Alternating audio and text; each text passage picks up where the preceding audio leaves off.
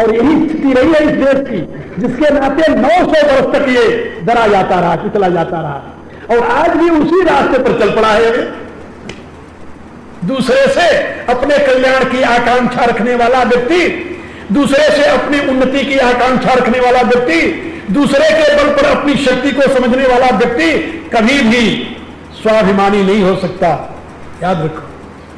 और जो स्वाभिमानी नहीं है, मैंने एक कविता लिखी है मीत यहां की रीत यही, निर्बल जन आंसू पीते हैं, है जागृत जिसका स्वाभिमान वही गौरव से जीते। इसलिए आप लोग याद रखें, अपने अतीत को संभालिए, अपने भविष्य को उज्जवल बनाने के लिए, अपने उद्धार के लिए, अपने को ऊंचा उठाने के लिए आप स्वयं जिम्मेदार हैं। इस सत्य को समझ करके इस पर मनन करते हुए मेरे साथ प्रार्थना कीजिए। समय बहुत हो गया है, कल फिर मिलेंगे, फिर आपसे चर्चा करेंगे। यदि प्रेम प्रभु से चाहता, अभिमान को तजता रे, वे छोड़ सब अरमान नित, हरि नाम जप दिन रात रे। सवितर दुरितानि परास यद्भद्रं तन्यास। ओम यो श्री रामचंद्र स भगवान अद्वैत परमानंदात्मा, यत्पर ब्रह्म भूर्भुवस्सुः तस्मै वै नमो नमः। ओम यस्मिन् सर्वं यतो सर्वं यः सर्वं सर्वतश्च यस्य सर्वमयो नित्यं तस्मै सर्वात्मने नमः। ओम यत्र यत्र रघुनंद कीर्तनं तत्र तत्र कृतमस्तकाञ्जलिं, बाष्पवारि परिपूर्णलोचनं नौमि मारुतिं राक्षसान्तकम्। भगवान श्री राम की करुणा आप सभी के लिए सदैव कल्याण का सृजन करती रहे, यह मेरी आंतरिक शुभकामना।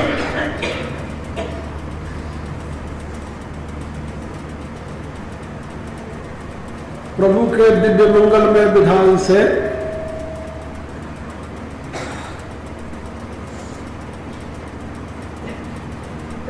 अभी 3-4 दिन और मैं आप लोगों से धर्म चर्चा करूंगा। कल मैंने एक बात समझाई थी, आप लोगों को स्मरण होगी।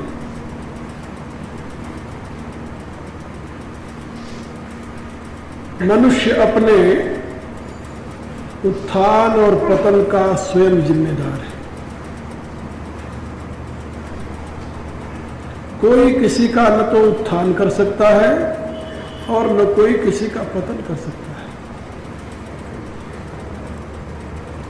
मनुष्य की कमजोरियां उसके पतन में हेतु होती है और उसके गुण जो हैं वह उसके उत्थान में कारण बनते हैं।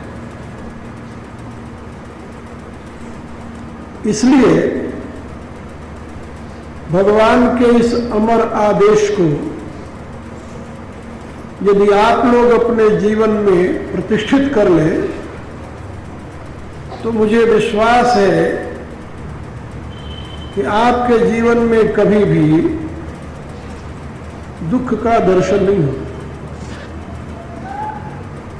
भगवान का आदेश क्या है, वह गीता के 6ठे अध्याय के प्रारंभ में भगवान ने ये बात कही है। कल मैंने वो श्लोक सुनाया था आप लोगों को, उद्धरेत आत्मना आत्मानं न आत्मानं अवसादेत, आत्मैव ह्यात्मनो बंधु रात्मैव रिपुरात्मना। ये श्लोक है। दुनिया में अब तक जितने महापुरुष हुए हैं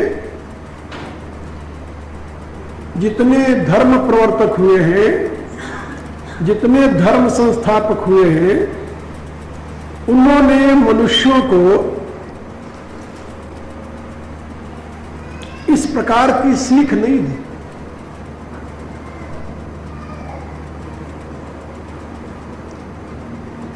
कुछ ने इस बात को दोहराया जरूर है, लेकिन बहुत ही दबे हुए शब्दों में। इस समय दुनिया के प्रबुद्ध लोग जो गीता के प्रति इतनी श्रद्धा रखते हैं, उसमें यही कारण है कि गीता किसी जाति, किसी वर्ग, किसी देश, किसी राष्ट्र की सीमा में बंधे हुए लोगों को उत्थान की सीख नहीं देती, बल्कि वो मानव मात्र के लिए एक ऐसा मार्गदर्शन प्रस्तुत करती है जिसका अनुकरण कर किसी भी देश काल परिस्थिति में रहने वाला मनुष्य अपना उद्धार कर सकता है। ये गीता की विशेषता है। और गीता की इसी विशेषता को देखते हुए आज दुनिया के लोग गीता ऐसे ग्रंथ का आदर करते हैं। आप लोग जानते हैं दुनिया में इस समय 3 ग्रंथ बहुत प्रचलित हैं, बाइबल, कुरान और गीता। बाइबल के प्रचार के लिए एक बहुत बड़ी फौज है और बहुत बड़ी शक्ति लगी है साथ में। अब तो 3 प्रकार की शक्तियां उसके प्रचार में एक साथ जुड़ी हुई है, राज शक्ति, धन शक्ति और जनशक्ति। कुरान के प्रचार में भी बहुत बड़ी शक्तियां लगी हैं, आप लोग जानते हो। जहां तक कुरान का विस्तार हुआ है वो तलवार की नोक पर हुआ है प्राचीन काल में, और वर्तमान काल में पेट्रोल डॉलर उसका मूल कारण बना हुआ है। अरबों नहीं खरबों डॉलर भारत में आ रहा है कुरान के प्रचार के लिए। और बहुत सी ऐसी संस्थाएं हैं जो हिंदू होने का जामा पहन करके उनके प्रचार में निरत है। लेकिन दुनिया में गीता का जो प्रचार है, इसके साथ न तो राज शक्ति है, न जन शक्ति है, न धन शक्ति है, तीनों नहीं है। भारत में हिंदुओं का कोई ऐसा संगठित तंत्र नहीं है जो गीता के प्रचार में लग गया हो, घर घर में गीता का संदेश पहुंचाने में लगा हो। और न तो ऐसी कोई दूसरी धन शक्ति है जो गीता को मुफ्त में घर घर पहुंचाने में लगी हो, ऐसा भी नहीं है। राज सत्ता तो धर्मनिरपेक्ष है, तो गीता का नाम भी नहीं लेती कहीं। फिर भी गीता का प्रचार दुनिया में है। मैंने सैकड़ों घरों में अमेरिका और यूरोप के देशों में अंग्रेजों और अमेरिकन के घरों में गीता की प्रतियां देखी है जो आदर के साथ रखी हुई है। इसका प्रचार इतना क्यों है जानते हो? ये मानव के लिए उत्थान की विधि बताते हैं। और सबसे महत्वपूर्ण जो वाक्य गीता का है वो यही है जो मैं आपको दोहरा रहा हूं, उद्धरेत आत्मना आत्मानम न आत्मानम अवसादे। हे मनुष्यों, तुम स्वयं अपने उत्थान और पतन के जिम्मेदार हो। तुम्हें चाहिए कि तुम अपने द्वारा अपना उत्थान करो, अपने द्वारा अपना पतन मत करो। यहां आत्मना आत्मानम 2 शब्द है। आत्मना माने बुद्धि के द्वारा, आत्मानम माने अपने आप का। मनुष्य का अपना आप क्या है? उसका इंडिविजुएशन, उसका व्यष्टि भाव, वही उसका अपना आप है, जो कहां से पैदा होता है? अहंकार से। अहंकार ही व्यष्टि भाव का स्वरूप है। ये बात थोड़ा समझ लो तुम लोग, बहुत मतलब की बात है। सृष्टि के प्रारंभ में ये जो सूर्य दिखाई दे रहा है, सूर्य, इस सूर्य में प्रकृति का बहुत बड़ा सात्विक भाग समर्पित किया जाता है, यानी अभिव्यक्त होता है। ऐसा छांदोग्य उपनिषद में ऋषि ने व्याख्या की है सृष्टि क्रम में। और सूर्यमंडल में जो प्रकृति का सूक्ष्मतम भाग, सात्विक भाग समर्पित किया जाता है, उससे फिर एक और तीसरे पदार्थ का आविर्भाव होता है जिसको सोम कहते हैं। और उस सोम का समर्पण इस अंतरिक्ष में होता है, जिससे तीसरा तत्व पैदा होता है, चौथा तत्व, जिसको पर्जन्य कहते हैं। और पर्जन्य जो है वह वृष्टि के रूप में इस पृथ्वी पर समर्पित होता है, जिससे एक और तत्व पैदा होता है जिसे अन्न कहते हैं। और अन्न को फिर अनेक रूपों में भक्षण करने वाले प्राणी विभिन्न प्रकार के जीवों को उत्पन्न करते हैं। यह सृष्टि का क्रम है। इससे ज्ञात होता है कि सूर्यमंडल में जिस परम तत्व की अभिव्यक्ति होती है, सांख्य सिद्धांत अनुसार उसी से अनंत बुद्धियों का जन्म होता है। उपनिषद में बताया गया है कि जैसे प्रज्वलित अग्नि जलाई जाए तो उसमें से छोटे छोटे चिंगारियां निकलती है, विस्फुलिंग जिसे संस्कृत में कहते हैं, ऐसे ही सूर्यमंडल से असंख्य जीव पैदा होते हैं, असंख्य बुद्धियां पैदा होती है, ऐसे समझ लो सूर्यमंडल से। अब पहले तो ये बात समझ में नहीं आती थी लोगों के। अब वैज्ञानिकों ने जब ये बात बताई कि ये जो सूर्य दिखाई दे रहा है ये तो अग्नि का विशाल समूह है, और इसमें इतनी बड़ी बड़ी लपटें उड़ती हैं अग्नि की, 35-35 मील लंबी। आजकल के वैज्ञानिकों की खोज के अनुसार मैं आपको बता रहा हूं। ये जो सूर्य दिखाई दे रहा है ये गोला सा जो दिखाई देता है, ऐसा गोला सा है नहीं है। इसमें तो अग्नि की ज्वालाएं उठती है, लपटें उठती हैं। और लपटें कितनी ऊंची हैं तो उसमें वैज्ञानिकों ने कहा कि 35 मील लंबी ऊंची इसमें से लपटें उठती हैं। ऐसे उससे भी अधिक होगी, लेकिन उनकी अनुमान की गणना है। तो इस सूर्य से अनेकों प्रकार के अनेक छोटे छोटे विस्फुलिंग उत्पन्न होते हैं, चिंगारियां उत्पन्न होती हैं। और वो चिंगारियां जो है वही बुद्धि रूपा होती है, प्रकृति का वही मूल काज, वही आपके जीवन का सीड है, बीज है। और उसी में चेतन का प्रकाश जब पड़ता है तो चेतना युक्त होकर के तो आपके जीवन का कारण बन जाती है, उसे सूक्ष्म शरीर कहते हैं। बात समझे? सूर्य से उत्पन्न होने वाली जो छोटी छोटी चिंगारियां हैं वही बुद्धि स्वरूपा है, और उन्हीं में जो परम चैतन्य, व्याप्त चैतन्य है, उस चैतन्य का जब प्रकाश पड़ता है तो वही एक बीज का रूप धारण कर लेती है, और वही बीज आगे चल करके अनेक रूपों में अभिव्यक्त होता है। और इसी बात को समझाने के लिए वेद में कहा गया सूर्यो आत्मा जगतस्थस्तु कश्च, ये सूर्य जो है यही जगत की आत्मा है। यदि सूर्य न हो तो यहां जीवन नहीं रहेगा, और जीव नहीं रहेगा। आप लोगों ने पढ़ा होगा, वर्तमान का वैज्ञानिक भी यही कहता है कि यदि सूर्य न हो तो यहां पृथ्वी पर जीवन नहीं हो सकता। ये तो आप लोगों ने सुना ना। और वेद यही बात कहता है सूर्यो आत्मा जगतस्थ सुखश्च। तो वो जो सूर्यमंडल से अभिव्यक्त होने वाली चिंगारी रूप बुद्धियां हैं, जिनमें चेतन के प्रकाश पड़ने से जीवत्व का जन्म होता है, इंडिविजुएशन पैदा होता है, उसमें सर्वप्रथम वो बुद्धि तो कारण रूप में है, लेकिन उसमें सर्वप्रथम प्रकट क्या होता है? अहम। अहम जैसे समष्टि सूर्य में अहम पैदा होता है तो वो विराट पुरुष कहा जाता है, ऐसे व्यष्टि बुद्धि में जब अहम का जन्म होता है तो उसको क्या कहते हैं? व्यष्टि पुरुष। इसके लिए उपनिषद में बड़ा सुंदर शब्द है स्वराट पुरुष। हमारे यहां वेद में पुरुष को 4 रूपों में बताया है, 4 रूपों में।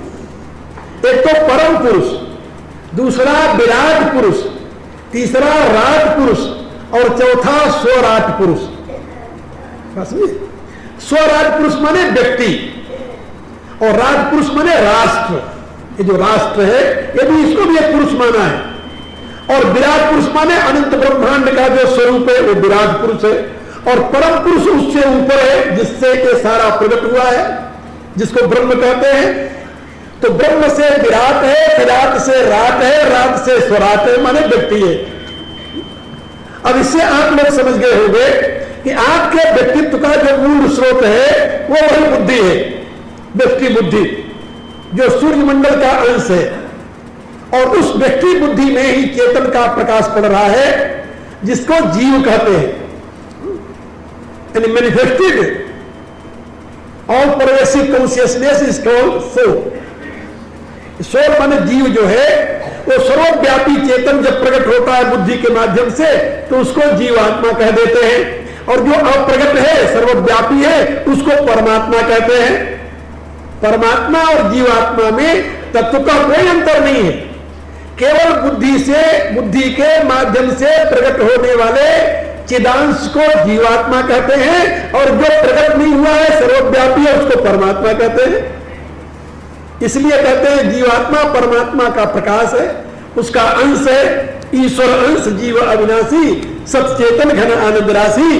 जो गुण धर्म स्वभाव उस अनंत चैतन्य का है, वही गुण धर्म स्वभाव उस बुद्धि के माध्यम से प्रकट हुए चिदांश का भी है। ये तो आप लोग जानते हो, अग्नि चाहे तिरी के माध्यम से प्रकट हो जाए, तिरी के माध्यम से, आजकल माचिस के माध्यम से प्रकट करते हैं, या लाइटर के माध्यम से प्रकट कर लो, तो अग्नि चाहे किसी माध्यम से प्रकट हो, लेकिन अग्नि का जो गुण धर्म स्वभाव है वो वही होगा जो एक विशाल प्रज्वलित अग्नि में है। गुण धर्म स्वभाव में कोई भेद नहीं आएगा। भेद किसमें आएगा? मात्रा में। ईंधन के भेद से मात्रा भेद हो जाएगा, लेकिन तत्व भेद नहीं होगा। इसी प्रकार से वेद समझाता है, उपनिषद समझाते हैं कि भाई जो बुद्धि के माध्यम से चिदांश प्रकट हुआ है, वो उसमें सारे गुण धर्म स्वभाव वही है जो सर्वव्यापी परमात्मा में है। तो अब इसमें जहां पर अहम जागृत होता है, अहम, तो अहम को ही इंडिविजुअल कहते हैं। बुद्धि जो है वो इंडिविजुअल तो है, लेकिन उस रूप में नहीं है, वो तो बहुत सूक्ष्म है, और वो आपका स्वरूप भी नहीं है। आपका स्वरूप तो चेतन है, तो बुद्धि तो उसमें माध्यम बनी है, तो बुद्धि माध्यम है, इसलिए बुद्धि को भी बताया गया है बुद्धिरात्मा मनुष्य से। लेकिन आत्मा स्वरूप में अहम को ही लिया जाता है कि जो अहम प्रकट हुआ, चेतन की जो अभिव्यक्ति अहम रूप में हुई, वो आपकी आत्मा है। तो यहां पर भगवान ने कहा कि चेतन की अभिव्यक्ति जो हुई है अहम रूप में, जो आपकी आत्मा के रूप में अभिव्यक्त हुआ है, अथवा जिसको आप अपनी आत्मा मानते हैं, उसकी मां तो बुद्धि है। बुद्धि बुद्धि यदि शुद्ध रहेगी तो अहम शुद्ध रहेगा, बुद्धि अशुद्ध हो जाए तो अहम अशुद्ध हो जाएगा। ये तो आप लोग समझ गए होंगे ना। जिस बल्ब के माध्यम से विद्युत शक्ति प्रकट हो रही है, लाइट प्रकट हो रही है, यदि ये बल्ब नीला होगा तो लाइट नीली दिखाई देगी। इसको उज्जवल मरकरी का लगा दो तो सफेद दिखाई देने लगेगा, और यदि बल्ब लाल लगा दो तो लाल लाल दिखाई देने लगेगा। अग्नि का यानी विद्युत का क्या रंग है? क्या कहेंगे आप? Is any colour? ना, दैट इज कलरलेस। वैज्ञानिक कहते हैं कि इलेक्ट्रिसिटी का कोई कलर नहीं है, that is colourless because that is formless. उसका कोई रूप नहीं है, कलर कहां से हो रहा है? रंग तो रूप के साथ जुड़ा हुआ होता है, जिसका रूप नहीं है उसका रंग नहीं हो सकता। तो इलेक्ट्रिसिटी का कोई रंग नहीं है क्योंकि उसका कोई रूप नहीं है। फिर वो रंग जो दिखाई देता है वो तो माध्यम का है, रूप बल्ब का है, इसलिए बल्ब जिस रंग का होता है उसी रंग की लाइट दिखाई देने लगती है। तो जो स्थिति सर्वव्यापी इलेक्ट्रिसिटी की है, वही स्थिति तो आपकी आत्मा के समझने के लिए बता रहा हूं, उसको समझ लो। उसी प्रकार से वो चेतन सत्ता है जिसको आत्मा कहते हैं, अतिथि व्यात्मोपीति आत्मा। अब जो स्थिति बल्ब की है वही आपके उस बुद्धि की है, चित्त कहो, बुद्धि कहो, अंतःकरण कहो, उसकी है। और जो स्थिति उस बल्ब के द्वारा प्रकट होने वाले लाइट की है, वही स्थिति आपके अहम की है। तो आपका अहम किस रंग का होगा, किस रंग का होगा? लाल होगा, पीला होगा, नीला होगा या उज्जवल होगा, ये आपकी बुद्धि के ऊपर निर्भर करता है। यदि बुद्धि सात्विक है तो आपका अहम उज्जवल होगा, बुद्धि जरा सी राजसिक हो गई तो आपका अहम का रंग लाल हो गया। और यदि उसमें तमोगुण मिल गया तो आपके अहम का रंग पीला हो गया, और यदि घोर तमोगुणी हो गया तो आपके अहम का रंग काला हो गया।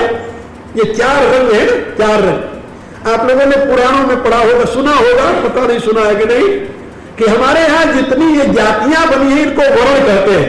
4 वर्ण सुना है ना, 4 वर्ण। तो 4 वर्ण माने 4 कलर। वर्ण का अर्थ होता है रंग। अब ये 4 रंग किसके हैं? शरीर के तो है नहीं, शरीर तो सबके एक से ही दिखाई देते हैं। फिर किसके रंग है? कहा ये रंग बुद्धि के, बुद्धि के वर्ण है।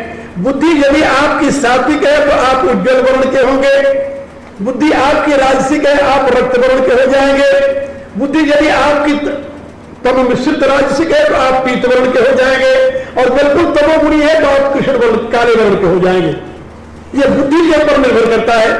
अब इसी के आधार पर हमारे यहां बताया गया कि वही जो ब्राह्मण उज्ज्वल वर्ण का है, क्षत्रिय रक्त वर्ण का है, वैश्य पीत वर्ण का है, और शुद्ध कृष्ण वर्ण का है, काले वर्ण का है। तो शरीर के नाते तो नहीं है ना, वो तो बुद्धि के नाते है।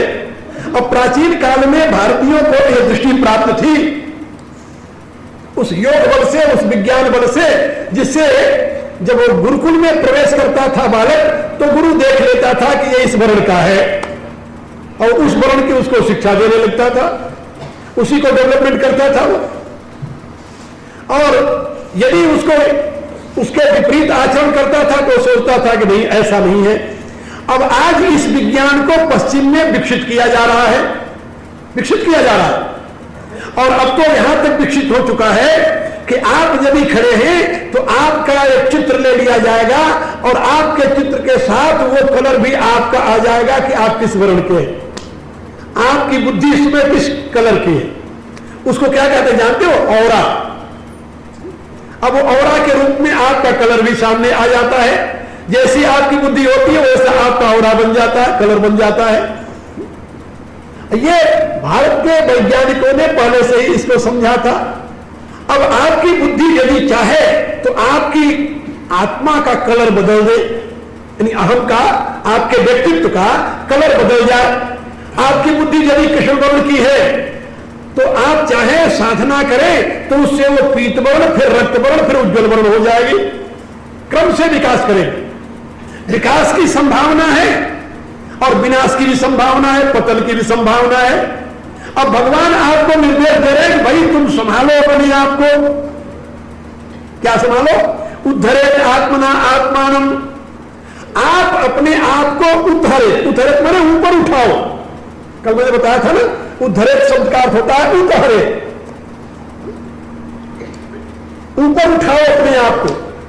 न आत्मानम अवसादेत, अपने आप को गिराओ मत, ढकेलो मत, नीचे मत जाने दो, ऊपर उठाओ। यह भगवान का निर्देश है। और कैसे उठाओगे? उन्होंने कहा आत्मना आत्मानम उद्धरे। अपनी बुद्धि के द्वारा अपने व्यक्तित्व को ऊपर उठाओ, अपने अहम को ऊपर उठाओ। ये बात याद रखो, जहां आपका अहम है वही आप है, और जो आपका अहम है वही आप है। उसके विपरीत आपका कोई अस्तित्व नहीं है। इसीलिए हमारे यहां ये बात समझाई गई कि जो साधक साधन करते हुए स्वयं को परमात्मा के साथ जोड़ करके यो सब पुरुष सोहम अस्मि, सोहम, शिवोहम, रामोहम आदि का चिंतन करते हैं, वो उसी अवस्था को प्राप्त हो जाते हैं कि उनका अहम जो है नीचे से ऊपर हो जाता है। वो अपने अहम को परमात्मा के साथ जोड़ देते हैं। तुलसीदास जी क्या कहते हैं इस विषय में? योगी साधना करते हुए जब उस ऊंची अवस्था में पहुंचता है तो अनुभव क्या करता है?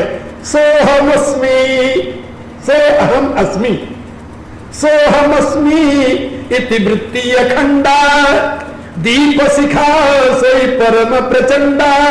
फिर क्या होता है? कहा आत्म अनुभव सुख सुप्रकाशा, तब भव मूल भेद भ्रमनाशा।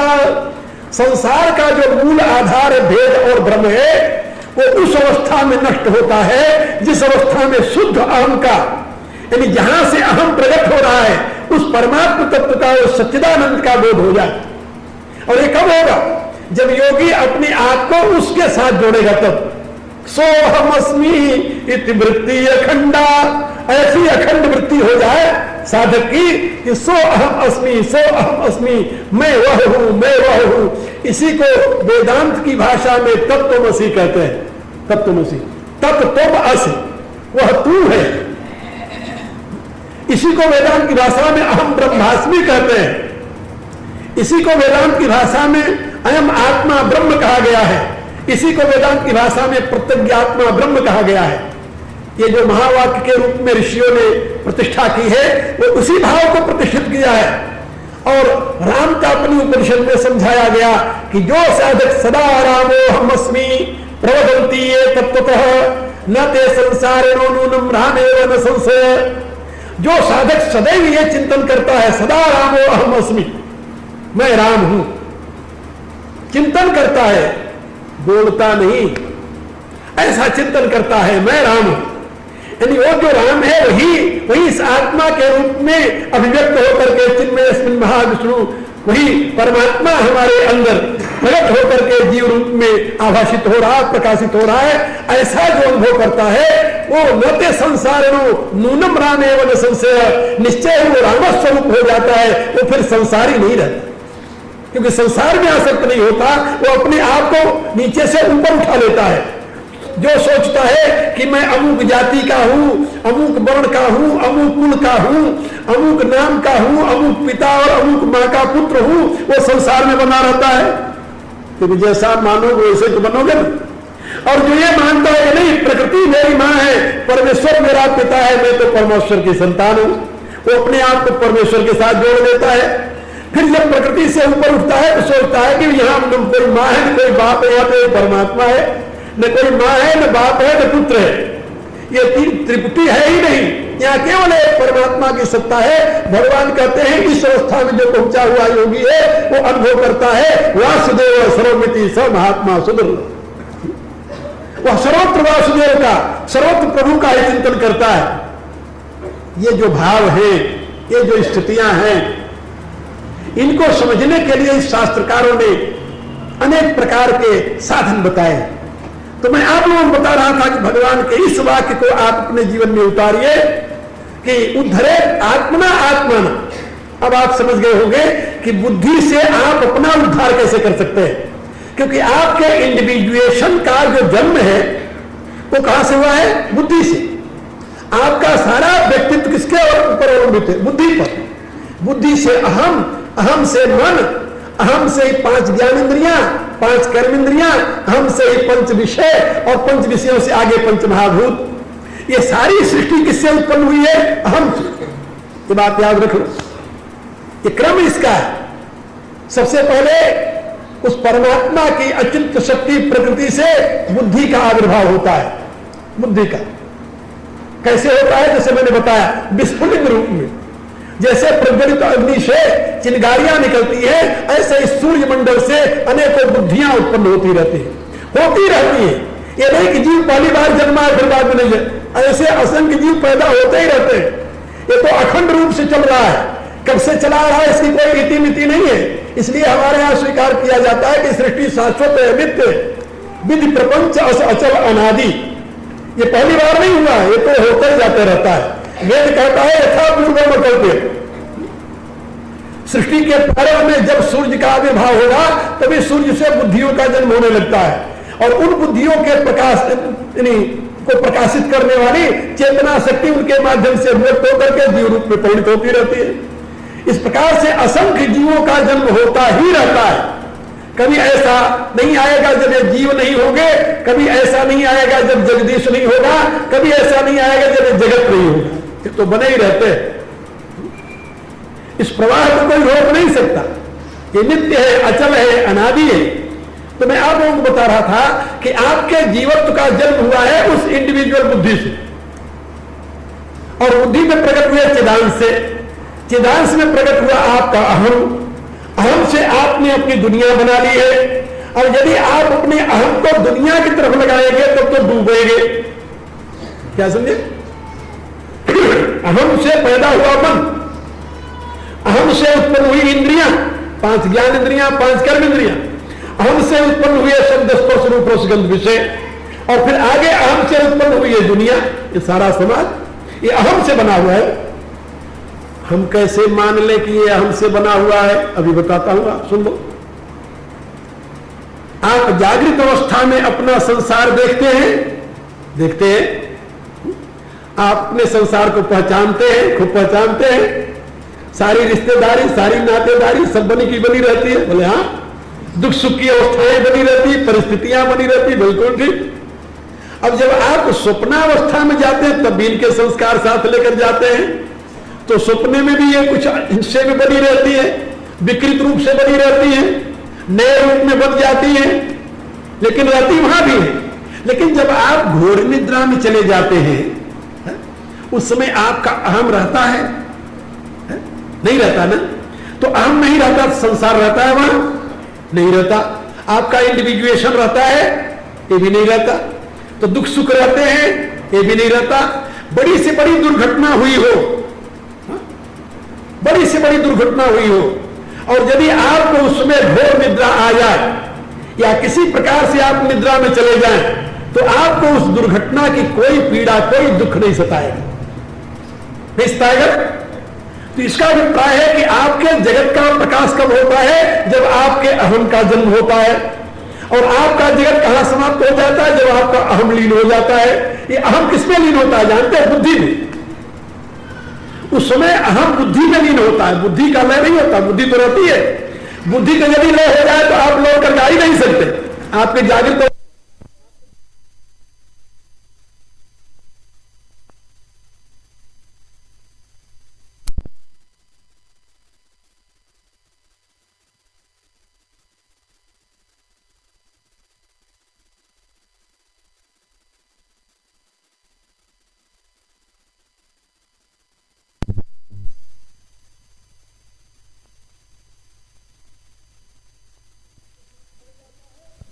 हो जाता है तो सब शांत हो जाता है, और बुद्धि से फिर जब उठ जाता है, फिर बाहर निकल आता है, फिर दुनिया जो तो तैयार हो जाती है, और उसमें बुद्धि अनुभव करती है। जब आप कहते हो मुझे तो ऐसी नींद आई कि कुछ पता नहीं चला, ऐसे आनंद से सोया कुछ पता नहीं चला, आनंद की अनुभूति कौन कर रहा है? आनंदमय कोष। और आनंदमय कोष के अधिष्ठात्री कौन है? बुद्धि। तो अहम का लय हुआ बुद्धि में, अहम का लय बुद्धि में हो गया। इसलिए आप घोर निद्रा में चले गए, और घोर निद्रा से जब आए तो आपका अहम जागृत हुआ, दुनिया आपके सामने जो तो बनी है। तो इससे आप लोग समझ गए होंगे कि आपका इंडिविजुएशन जो है, आपका व्यक्तित्व जो है, वो किसके ऊपर आधारित है? अहम के ऊपर। और कहां से उत्पन्न हुआ है? बुद्धि से। यदि बुद्धि आपकी शुद्ध हो जाए तो आपका जीवन डिवाइन बन जाएगा, और यदि आपकी बुद्धि अशुद्ध हो जाए तो आपका जीवन राक्षसी बन जाएगा। आप पशुता से भी नीचे गिर जाएंगे, पशुता से भी नीचे गिर जाएंगे, क्योंकि पशु तो दूसरे के काम में आ जाता है, लेकिन एक राक्षसी वृत्ति वाला व्यक्ति तो किसी के काम नहीं आता, वो तो मनुष्य रूपेण मृगाचरंती, ऐसा है। तो आपको भगवान कहते हैं कि अपने आप को गिराओ मत। गिराना किसको? अहम को। यदि अहम आपका ऊर्ध्वमुखी हो जाएगा, अहम का आप उद्धार करेंगे, तो कहां जाएंगे आप? अहम के मूल स्रोत जो चेतन है उसमें लीन होगा अहम। ये बात समझ रहे ना? अहम प्रकट हुआ है बुद्धि के माध्यम से, लेकिन अहम का मूल स्रोत चेतन है, बुद्धि नहीं है। बुद्धि तो माध्यम मात्र है, मीडिया मात्र है। इसलिए बुद्धि को मां कहा जाता है। बुद्धि मां है। किसकी मां है? अहम की। और बाप कौन है? बाप तो चेतन है, परमात्मा। तो जिस चेतन के प्रकाश में बुद्धि प्रकाशित होकर चिदांश को, अहम को पैदा किया है, वह परम चैतन्य घन जो है वो आपका पिता है।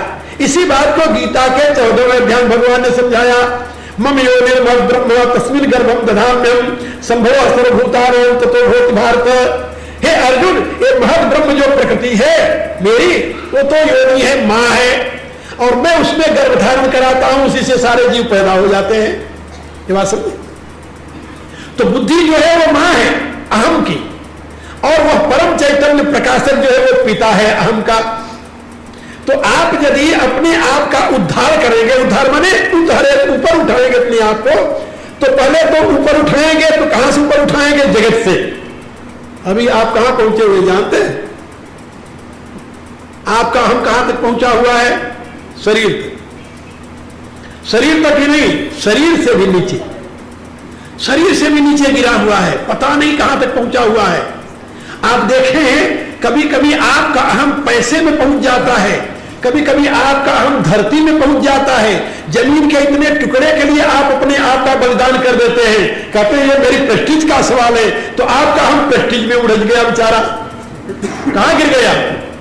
चले कहां से? परमात्मा से, और गिरे कहां? जाकर के दोजख में पहुंच गए, वहां इतनी बड़ी सीमा में बांध गए। सुनते नहीं कि 1 फुट जमीन के लिए कत्ल हो गया, वहां पर एक ने दूसरे को मार दिया। अरे 4-4 पैसे के लिए। एक बार बहुत वर्ष पहले की बात है, एक व्यक्ति कहीं से आया, वो वृंदावन में गया, तो वृंदावन की परिक्रमा कर रहा था, वो पंचकोशी परिक्रमा। पंचकोशी परिक्रमा करते करते जमुना किनारे से जब दक्षिण तरफ पहुंचा वो, तो वहां पर कुछ बदमाशों ने उसे पकड़ लिया और पकड़ कर उसे मार दिया। सोचे कि इसके पास कुछ होगा, लेकिन उसके पास कुछ नहीं निकला। उसके जेब से शायद 5 आने या कितने पैसे निकले, और उसको जब अब मार दिया था, अब क्या करते? तो उसकी लाश पर पैसे रख करके भगे वहां पर। तो कहा कि ये 5 आने के लिए एक आदमी की हत्या कर दी। सोचो पहले कितना गिर गया आदमी, और 5 आना दूर है, कभी कभी व्यर्थ में हत्या कर देते हैं जी। आदमी इतना पतित हो जाएगा, ये शरीर से नीचे की बात है। तो अधिकांश लोग आपको जो रातों दिन पैसे के सिवा और कुछ नहीं देखते, जो ऐसे कहते हैं चमड़ी भले ही जाए दमड़ी न जाएगी, अब उनको कहां आप देख रहे हैं? तो चमड़ी में, वो अन्नमय कोष में भी नहीं है, वो तो उससे भी नीचे गिरे हुए लोग हैं। पैसे के लिए जिंदगी बर्बाद कर रहे हैं, पैसे के लिए अस्मत बर्बाद कर रहे हैं, पैसे के लिए धन और धर्म सब बर्बाद कर रहे हैं। ऐसे लोगों को क्या कहेंगे आपने सुना होगा, पहले कहानी ऐसी लोग कहते थे कि एक राक्षस ने अपनी आत्मा को एक तोते में डाल दिया, और तोते को ले जाकर उसने तहखाने के अंदर बंद कर दिया, और न कोई तोते को मारे और न तो उसकी मृत्यु हो। तो किसी ने जाकर के किसी प्रकार से वहां तोते की टांग तोड़ी, तो उसकी टांग टूट गई। आखिर में तोते गला मरोड़ दिया तो मर गया। तो कहने का अभिप्राय कि उसकी आत्मा कहां थी? तोते में थी। ऐसे ही आपको लाखों मिलेंगे जिसकी आत्मा नोट में है, हाँ, ऐसे लाखों मिलेंगे जिसकी आत्मा दुकान में है, ऐसे लाखों मिलेंगे जिसकी आत्मा इस प्रकार के पदार्थों में है। यदि पदार्थ नष्ट हो जाए तो उनकी मृत्यु हो जाएगी। कहते हाय मैं मारा गया, कहते ना हाय मैं मर गया, क्यों भाई मेरा इतना नुकसान हो गया। उस पदार्थ में आत्मा उनकी है। कितना नीचे गिर गया है मनुष्य, आप जरा सोचिए। इस समय पद और पदार्थ के लिए क्या नहीं किया जा रहा है? मनुष्य की स्थिति कितनी नीचे गिर गई है। पहले तो संभलो, और पहले उन विषयों से अपने आप को ऊपर उठाओ, उन पदार्थों से। पद और पदार्थ के मोह से जब ऊपर उठाओगे तब तुम आओगे अपने शरीर में, शरीर से ऊपर उठाओगे तब आओगे इंद्रियों में, इंद्रियों से ऊपर अपने आप उठाओगे तब आओगे मन में, मन से ऊपर उठाओगे तब आओगे अहम में, और अहम को जब ऊपर उठाओगे तब जाओगे बुद्धि में। ये उपनिषदों में जो पंचकोश की व्याख्या की गई है, अन्नमय कोश, प्राणमय कोश, मनोमय कोश, विज्ञानमय कोश, फिर आनंदमय कोश है। आनंदमय कोश माने बुद्धि। तो अपनी अहम को यानी अपनी आत्मा को जब नीचे से ऊपर उठाओगे तभी तो आप पहुंचोगे, और यदि नीचे दौड़ती रहेगी तो आज तो हम भगवान से जब प्रार्थना करते हैं तब भी नीचे दौड़ने की प्रार्थना करते हैं, पूजा भगवान की करते हैं, और मांगते क्या है? दुनिया के पदार्थ। भगवान मेरे ये हो जाए, भगवान मेरे ये हो जाए, भगवान मेरे हो जाए। तो दुनिया की कामना लेकर भगवान की उपासना करने से आप नीचे गिरते हो या ऊपर आते हो? प्यारा है आपको, सोचो पहले। भगवान करे अरे मनुष्यों संभलो, उद्धरेत आत्मना आत्मानम, अपनी बुद्धि से अपने आप को ऊपर उठाने की कोशिश करो। क्यों गिरा रहे हो नीचे? ना आत्मानम औषादे, अपने आप को गर्त में मत गिराओ। औषादे माने पतन में न डालो, नीचे न गिरने दो अपने आप को। अब देखिए एक बात और आपको बताओ, परमात्मा के एक नाम है अच्युत, परमात्मा का एक नाम है अच्युत, और जीव को क्या कहते हैं? च्युत। क्योंकि परमात्मा तो अपने स्तर से कभी नीचे गिरता ही नहीं, वो जहां है वही रहता है, जहां है परमात्मा वही रहता है, वो अपने आप से कभी नीचे नहीं गिरता। और जीव जो है वो थोड़ी सी यदि कोई प्रलोभन की बात हुई वहीं फिसल के गिर गया, वहीं पतित हो जाता है। तो उसके पतित होने में कारण क्या है? आप जरा विचार करो कभी। प्रलोभन या भय, भय और प्रलोभन से पतित होने का कारण क्या है? अज्ञान। वो अपने आदि स्रोत को नहीं देख रहा, अपने कारण को नहीं देख रहा, अपने आप को नहीं समझ रहा, इसलिए नीचे गिरता चला जा रहा है। भगवान कह रहे तुम अपने स्रोत को तो समझो। यदि आप ध्यान में बैठ करके अनुभव करें कि आपके इस चिदांश का मूल स्रोत अनंत चेतन है और उस अनंत चेतन से आप हमेशा अभिन्न हैं, कभी न अलग हुए थे, न है न कभी होंगे। ये बात याद रखो। जो चिदांश आपके यहां ब्रह्मचक्र में प्रकाशित होकर के आपका जीवन रूप धारण किए हुए है, वो उस अनंत चेतन से कभी अलग नहीं हुआ, न कभी अलग है न कभी आगे होगा। असंभव है ये, क्योंकि उससे अलग होते इसका अस्तित्व ही खत्म हो जाएगा। जैसे सूर्य की किरणें सूर्य से अलग होकर नहीं रह सकती, जैसे दिखाई देने वाला बल्ब की लाइट विद्युत शक्ति से अलग होकर नहीं रह सकती, इसी रूप से आपके जीवन में प्रकाशित होने वाली जो चेतना है उस परमात्मा से अलग होकर नहीं रह सकती। ये बात याद रखो। लेकिन आपको इसका भान ही नहीं है। आप अपने शरीर को देखते हैं, शरीर के साथ जो आपके पदार्थ है उनको देखते हैं, आप पीछे मुड़कर देखते ही नहीं। बहुत देखे तो इंद्रियों तक देख लिए, यदि पीछे आप लौट करके देखें, मुड़ करके देखें तो आपको अपना वह परम चैतन्य दिखाई देगा। फिर आपको स्वाभिमान होगा। स्वाभिमान, स्वाभिमान किसे कहते हैं जानते हो? अपने स्व पर अभिमान करना। और स्व क्या है? वो परमात्मा, जिससे आपका अस्तित्व है, जिसके नाते आपका व्यक्तित्व है, जिसके नाते आपका कर्तृत्व है। आपके कर्तृत्व, व्यक्तित्व, अस्तित्व तीनों का आधार परमात्मा है, वही आपका स्व है। और उसके ऊपर अभिमान करना ये स्वाभिमान है। तुलसीदास जी क्या लिखते हैं रामायण में? असे अभिमान जाय जनि भोरे। हे परमात्मा, मेरा ऐसा अभिमान कभी स्वप्न में भी न जाए। कैसा अभिमान? असे अभिमान।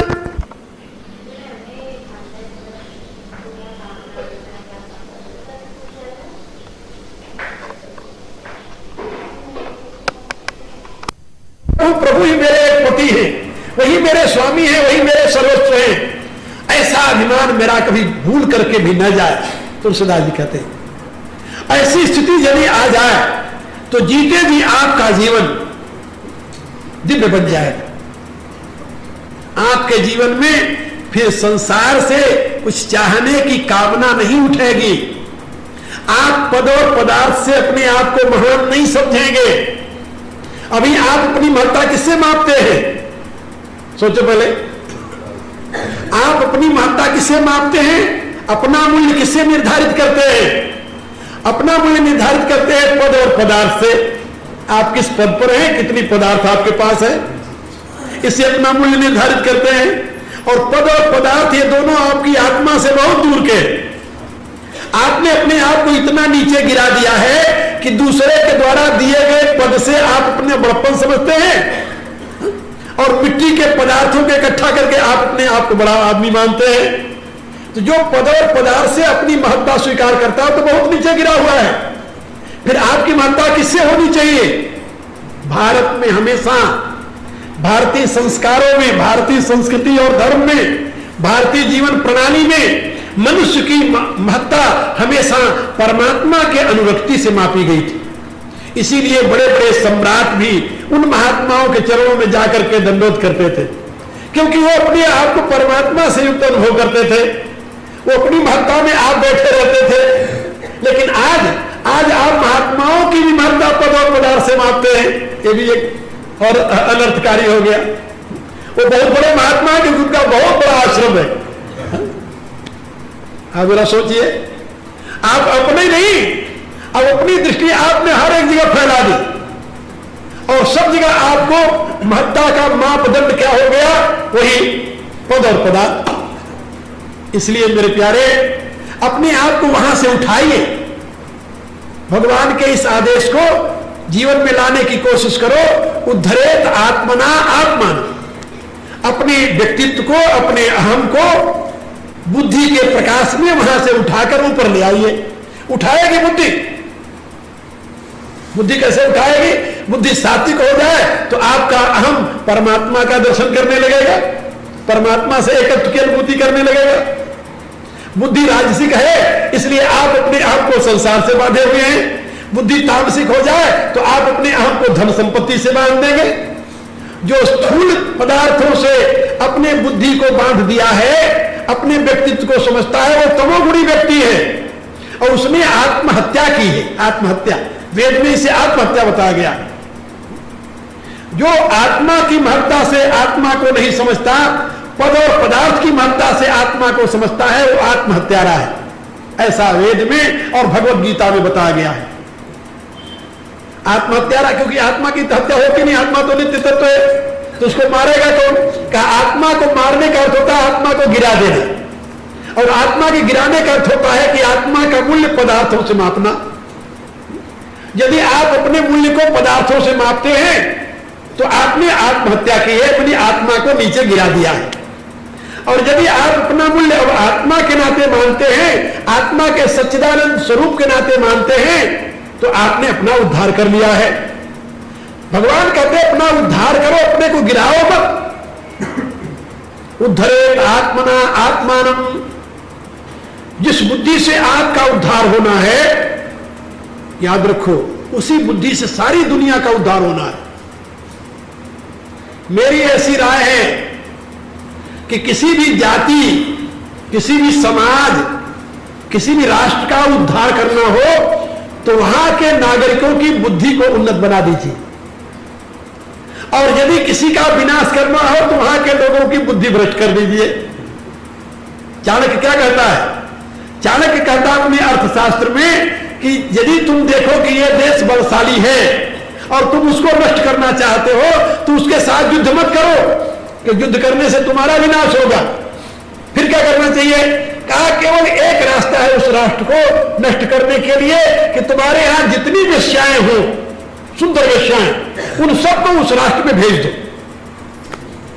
किसी भी प्रकार से भेज दो, और उनको यह शिक्षा दो कि वहां के नागरिकों को वो व्यसन में लगा दें, शराब पीने में लगा दें, जुआ खेलने में लगा दें।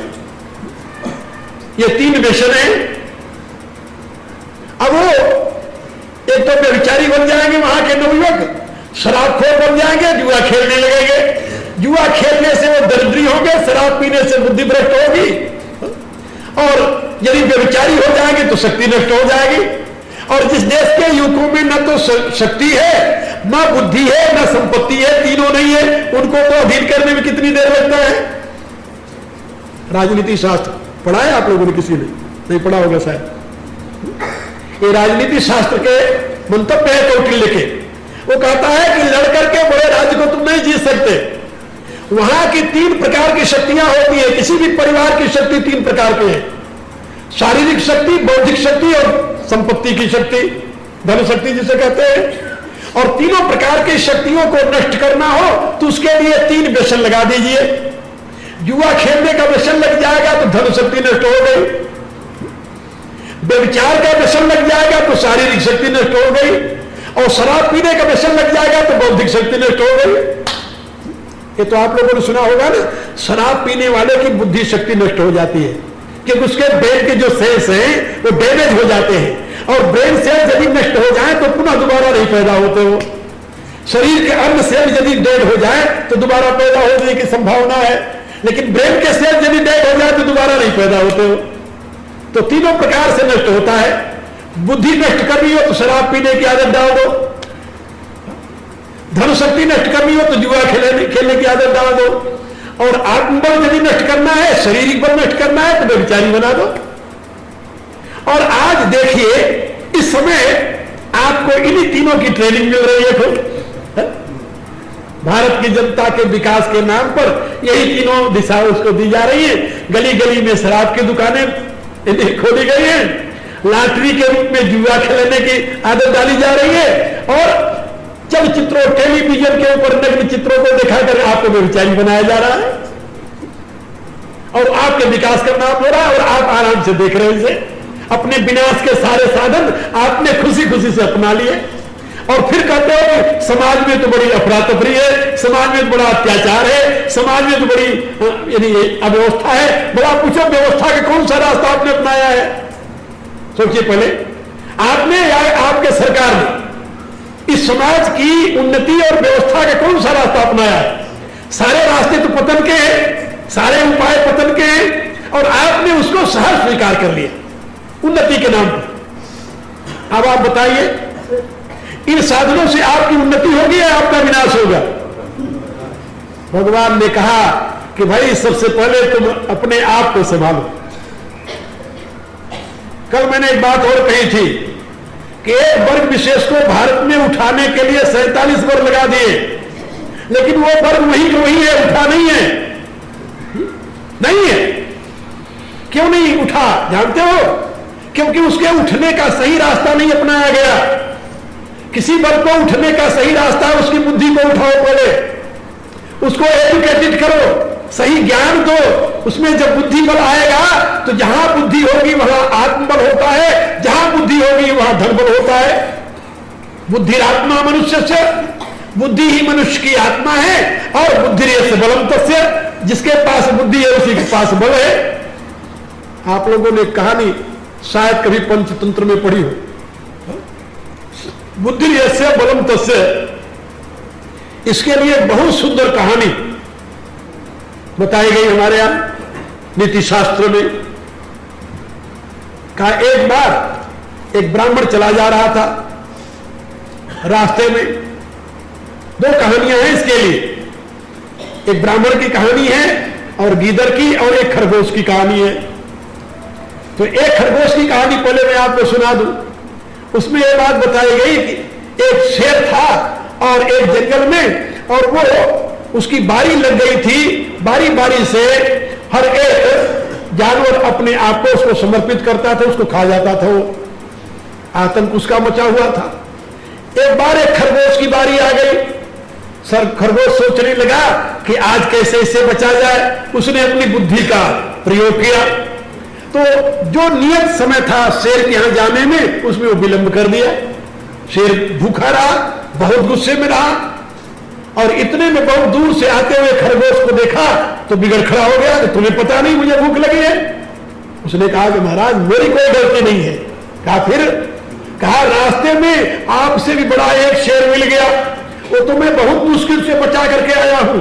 उसने कहा कि मैं तुम्हें खाऊंगा। हमने कहा कि नहीं, मैं तो अपने राजा का हार बनूंगा। वो मेरे को बहुत मुश्किल से आने नहीं दे रहा, तो मैं तो उसके छुप करके चला आया। शेर ने कहा कि दूसरा शेर कहाँ है? कहाँ है? कहा महाराज मैं भी दिखाता हूं। शेर कहता है चलो दिखाओ मुझे। वो ले गया, एक कुआं था बड़ा सा, वो कुएं के किनारे उससे कहा कि वो देखो। शेर ने जब कुएं में झांका तो अपनी परछाई देखी। परछाई देखी तो समझ गया कि दूसरा शेर खड़ा हुआ है। तो उसको देखा, वो दहाड़ा तो कुएं से इको प्रतिध्वनि निकली। तो शेर ने सोचा कि वो भी दहाड़ रहा है, तो गुस्से में आकर शेर ने छलांग मार दी कुएं में। जब कुएं में गिर गया तो ताली बजाकर खरगोश जो था वो चलाया। सारे जितने बनते पशु से सबसे कहा कि आज तुम्हारी छुट्टी हो गई। तो वहां पर नीतिकार ने लिखा कि बुद्धि यस्य बलम तस्य, जिसके पास बुद्धि है उसी के पास बल है। बलवान को बलवान नहीं कहते, बुद्धिमान को बलवान कहते हैं। जैसे कि एक खरगोश ने शेर का नाश कर दिया। तो मेरे कहने का अभिप्राय जो है कि यदि किसी जाति के, वर्ग की या समाज के व्यक्ति की बुद्धि विकसित हो जाएगी तो वो जाति अपने आप उन्नत हो जाएगी। उसको फिर किसी के सामने भीख मांगने की जरूरत नहीं होगी। वो किसी के दिए हुए अधिकार का उपभोग नहीं करेगी। वो अपने बुद्धि बल से अपना अधिकार प्राप्त कर लेगी। और यदि किसी को आप पतन के गर्त में डालना चाहें तो उसको बुद्धि रहित कर दीजिए और बिना बुद्धि के उसको अधिकार दे दीजिए। दो काम है, जिसके पास बुद्धि न हो उसको अधिकार दे दीजिए, अपने आप पतन के गर्त में चला जाएगा। याद रखना मेरी बात। और यह भारत में हुआ है, ये मैं केवल कल्पना की बात नहीं बता रहा हूं। भारत में दो ऐसे वर्ग थे जिनके पास बल और बुद्धि का खजाना था। एक वर्ग इतना बलवान था कि अपने शक्ति के बल से पूरे विश्व पर राज करने की क्षमता रखता था, और एक वर्ग इतना बुद्धिमान था कि उसकी बुद्धि का लोहा आज भी दुनिया के लोग मानते हैं। बुद्धि का चमत्कार देखना हो तो हमारे प्राचीन ग्रंथ देखिए, उनको लिखने वाले कौन है? कहा ब्राह्मण, सारे ब्राह्मण। और यदि बल का महत्व देखना हो तो आप इतिहास पढ़िए, क्षत्रियों का बल देखिए भारत के। कर्नल टाग राजस्थान के इतिहास में लिखता है कि राजस्थान के राजपूतों में इतनी शक्ति थी कि वो सारी दुनिया पर शासन कर सकते थे, इतने बलवान थे। लेकिन दुर्भाग्य था कि उनके पास बुद्धि नहीं थी, उनके पास बुद्धि नहीं थी।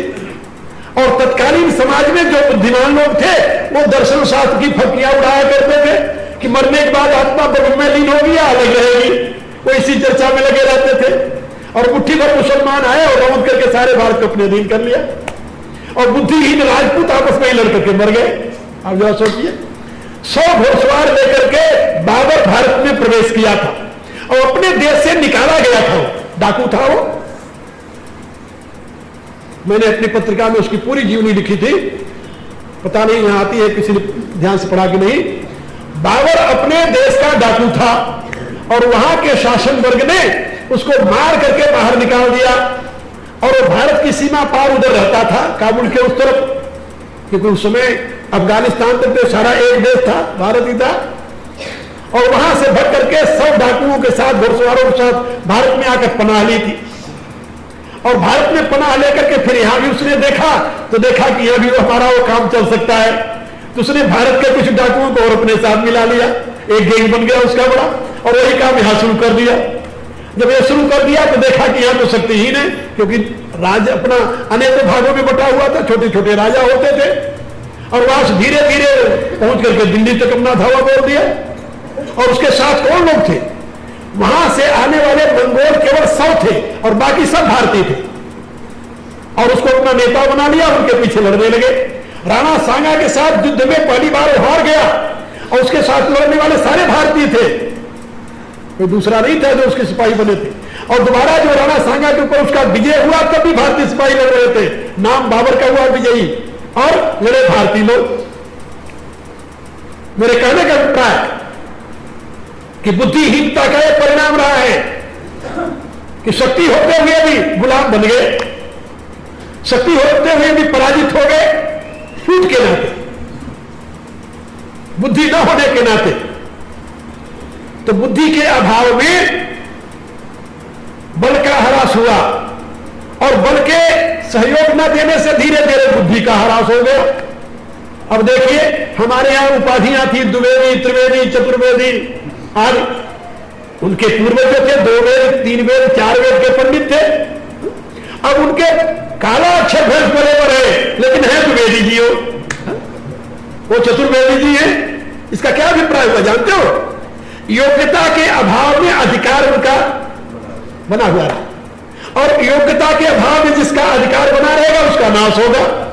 और इसमें आप देखिए, दोनों का जितना पतन हुआ है उतना किसी का पतन नहीं हुआ है। क्षत्रिय में योग्य सामर्थ्य नहीं रहे, फिर भी वो ठाकुर साहब बने रहे, तो योग्यता के अभाव में उनका अधिकार रहा, इसलिए देश का पतन हुआ। योग्यता के अभाव में उनका अधिकार रहा, इसलिए देश का पतन हुआ। जब ब्राह्मण बल और छात्र बल इस देश से नष्ट हो गया, फिर देश को संभालने वाला कौन था भाई? फिर विदेशी संभाले। और 1-2 वर्ष तक नहीं, 700 वर्ष तक इस दुर्गति को देश प्राप्त होता रहा। क्यों? योग्यता के अभाव में अधिकार की सुरक्षा इसमें कारण रही है। बिल्कुल, यानी मनोवैज्ञानिक बात आपको बता रहा हूं।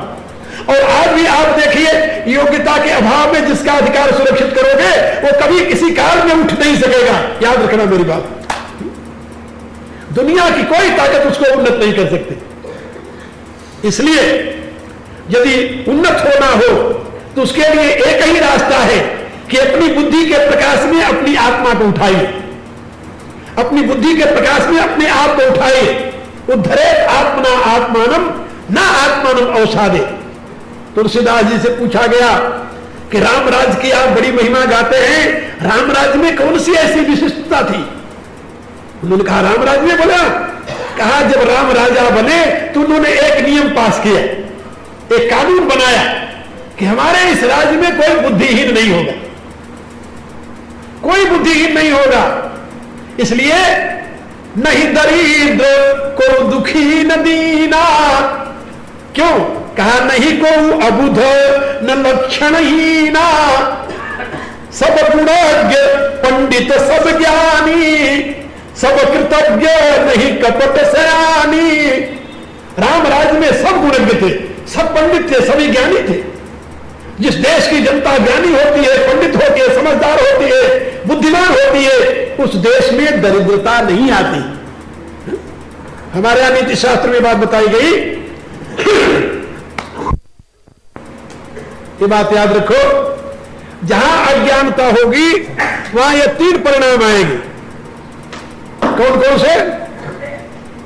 सबसे पहले अज्ञानी जो है वो दरिद्र होगा, क्योंकि जहां सुमति तहां संपत्ति नाना, जहां कुमति तहां विपत्ति निदाना। धन जो है वो बुद्धि से प्राप्त होता है, याद रखना। तो जहां सुमति होगी वहीं संपत्ति आएगी, जहां सुमति नहीं वहां तो संपत्ति हो तब भी साफ हो जाएगी। इसलिए जहां अज्ञान है वहां सबसे पहले तो दरिद्रता आती है, और दरिद्र आदमी निर्बल होता है, और निर्बल हमेशा पराधीन हो जाता है। तो दरिद्रता, निर्बलता, पराधीनता ये बुद्धिहीनता के परिणाम है। ये नहीं कि बुद्धिहीन व्यक्ति जो है वो धनवान हो जाएगा, बलवान हो जाएगा और स्वतंत्र हो जाएगा, असंभव है। इसलिए गीता के शब्दों में आप अपने बुद्धि को संभालिए। बुद्धि को उन्नत करने के लिए जो साधन बताए गए हैं उनको अपनाइए। यदि आप अपनी बुद्धि को संभाले और बुद्धि के प्रकाश में अपनी उन्नति का मार्ग निश्चित किए तो आप कल्याण के भागी बन जाएंगे। गीता का यह संदेश अपने हृदय में प्रतिष्ठित कीजिए। उद्धरेत आत्मना आत्मानम ना आत्मानम अवसादे। और भगवान साथ साथ ये भी कहते हैं, आत्मैवात्मनो बंधुर आत्मैवरिपुरात्मना, कि मनुष्य की आत्मा ही स्वयं की बंधु है और मनुष्य की आत्मा ही स्वयं की शत्रु है। दुनिया में सही में आपका कोई शत्रु नहीं है और आपका कोई मित्र भी नहीं है। हमारे यहां श्रीमद् भागवत में एक श्लोक पढ़ा जाता है, नीति शास्त्र में भी है ये, न कश्चित कश्चित मित्रम न कश्चित कश्चित रिपुः व्यवहारे न जानन्तु मित्राणि रिपुस्तथा। कोई किसी का मित्र नहीं है, कोई किसी का शत्रु नहीं है। व्यवहार के द्वारा आदमी अपना चाहे मित्र बना ले और व्यवहार के द्वारा चाहे अपना शत्रु बना ले, कुछ भी बना ले। आप देखिए राम के दरबार में सुख सारण जो आते हैं वो गुप्तचरी करने आते हैं, लेकिन राम का इतना प्यारा व्यवहार था कि वो मुग्ध हो गए। और जिस रावण की गुप्तचरी करने आए थे उसी रावण को जाकर उपदेश देने लगे, राम के मित्र बन गए। तो राम ने रावण का भाई विभीषण को तो अपना मित्र बना लिया, लेकिन रावण स्वयं अपने सगे भाई को मित्र नहीं बना सका। क्या कहेंगे आप? विभीषण तो रावण का भाई था ना, तो रावण अपने भाई को मित्र नहीं बना सका, और राम उस शत्रु के भाई को अपना मित्र बना लिए।